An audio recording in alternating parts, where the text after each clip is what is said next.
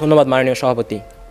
ছেলে আমার মস্ত মানুষ, মস্ত অফিসার, মস্ত ফ্ল্যাটের যায় না দেখা এপার ওপার, নানান রকম জিনিস আর আসবাব দামি দামি, সবচেয়ে কম দামি ছিলাম একমাত্র আমি। বিজ্ঞ প্রতিপক্ষ সন্তানের অবহেলায় বৃদ্ধাশ্রমে পড়ে থাকা এজন্য শত শত বাবা মায়ের আর্তনাদ। মাননীয় সভাপতি, বিজ্ঞ বিচারক মণ্ডলী, বিতার্কিক বন্ধুরা এবং উপস্থিত সুধী সবাইকে সাদর সম্ভাষণ জানাচ্ছি। বিতর্ক চলছে বিষয় বৃদ্ধ পিতামাতার প্রতি দায়িত্ব পালনে অবহেলার মূল কারণ সন্তানের মানসিকতা। অত্যন্ত যুক্তিযুক্ত কারণে আলোচ্য প্রস্তাবনার পক্ষে আমার ও আমার দলের অবস্থান। মাননীয় সভাপতি, আজকের বিতর্কের বিষয়কে আমরা 4টি ভাগে সংজ্ঞায়ন করতে পারি: বৃদ্ধ পিতামাতা, দায়িত্ব পালন, অবহেলা এবং মানসিকতা। বার্ধক্য, বৃদ্ধ বয়স বা বৃদ্ধাবস্থা হচ্ছে মানব জীবনের শেষ ধাপ, যা একটি স্বাভাবিক ও জৈবিক ঘটনা এবং আনুক্রমিক গতিতে এগিয়ে আসা শারীরিক বা দৈহিক অবক্ষয়, যার ফলে বয়স বৃদ্ধির সাথে সাথে কর্মক্ষমতা এবং প্রতিরোধ ক্ষমতা হ্রাস পায়। জাতিসংঘের রাষ্ট্রনীতি অনুযায়ী বৃদ্ধ ব্যক্তি তারা যাদের বয়স 60 বা তার ঊর্ধ্বে। দায়িত্ব হচ্ছে আপনার ক্ষমতা, নিয়ন্ত্রণ এবং ব্যবস্থাপনার অধীনে এমন কিছুর প্রতি দায়ী থাকা যার ভালোমন্দের জন্য আপনাকেই প্রশ্নবিদ্ধ করা হবে আর আপনিই দায়ী থাকবেন। ব্ল্যাকস ল ডিকশনারির মতে অবহেলা হচ্ছে যত্নের মানদণ্ড অনুশীলনে ব্যর্থতা, যা একজন যুক্তিসঙ্গত এবং বুদ্ধিমান মানুষ অনুরূপ পরিস্থিতিতে করত, অর্থাৎ প্রদত্ত পরিস্থিতিতে ইচ্ছাকৃতভাবে অসতর্কতা অবলম্বন করা। এই অবহেলা আবার 3 ধরনের: সামাজিক, আর্থিক এবং মানসিক।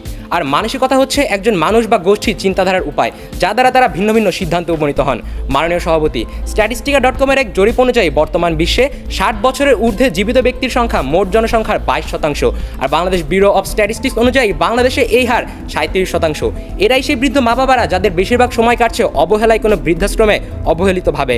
বিজ্ঞ প্রতিপক্ষ চিন্তা করে দেখুন, ছোটবেলায় যেই বাবা মা ছিল সন্তানের কাছে সব কিছু, কলেজের গণ্ডি পেরোনোর পরে তারা যেন হয়ে যায় অচেনা।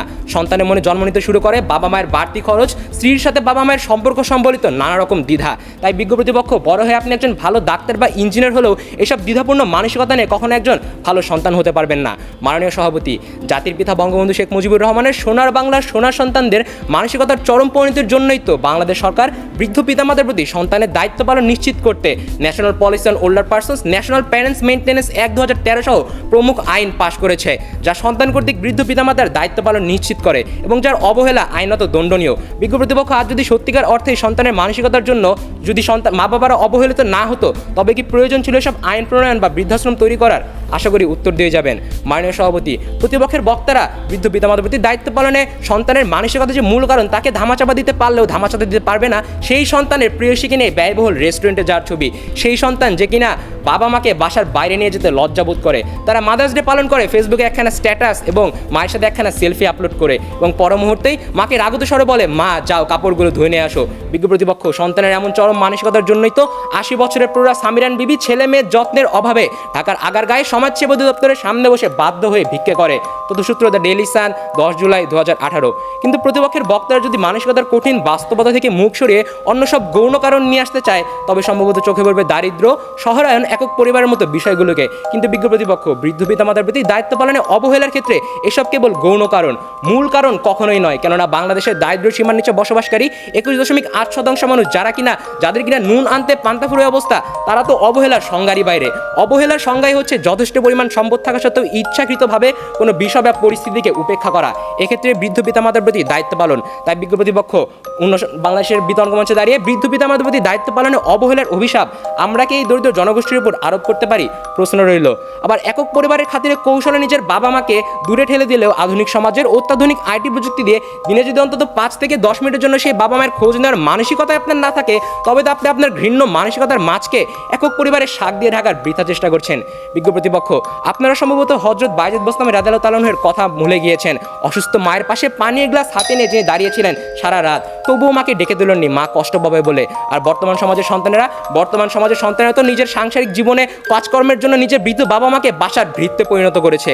বিজ্ঞ প্রতিপক্ষ, যে নিঃস্বার্থ বাবা মারা নিজেরা না খেয়ে সন্তানকে খাইয়েছে, সন্তানের এক বিন্দু ভালোবাসার জন্য দিনের পর দিন মাথার ঘাম পায়ে ফেলেছে, জীবনের শেষ ধাপে তারা সন্তানের আর্থিক সহায়তা চান না, চান শুধু এক বিন্দু ভালোবাসা। নিঃসঙ্গতায় সন্তানের মুখে শুনতে চান মা বাবার ডাকটুকু, কিন্তু সন্তানের তো তাদের সেই ভালোবাসা দেয় না, বরং অবহেলায় ফেলে রাখে কোনো বৃদ্ধাশ্রমে। অবহেলার সুরটা অনেকটা এরকমই, কেউ বলে বুড়ো ভাম, কেউ বলে পাজি, কেউ বলে এইবার বেটা মরলেই বাঁচি, ঘরে গুঞ্জন বরাদ্দ ভ্রুকুঞ্চন, দেখলেই মুছে যায় ছেলের হাসি, অপরাধ একটাই জেনে রেখে সবাই, আমার বয়স হলো 80। বিজ্ঞ প্রতিপক্ষ, আমি আপনি আমরা কেই চিরতরুণ নই, আমাদের সবাইকেই আসিতেই হইবে। নিজের সেই জীবনে যখন আপনার সুপ্রতিষ্ঠিত সুশিক্ষিত সন্তান আপনাকেই অবহেলায় ফেলে রাখবে বৃদ্ধাশ্রমে, তখন সে অবহেলার জন্য কাকে দায়ী করবেন? এই প্রশ্ন রেখে শেষ করছি আমার বক্তব্য। ধন্যবাদ মাননীয় সভাপতি, ধন্যবাদ সবাইকে।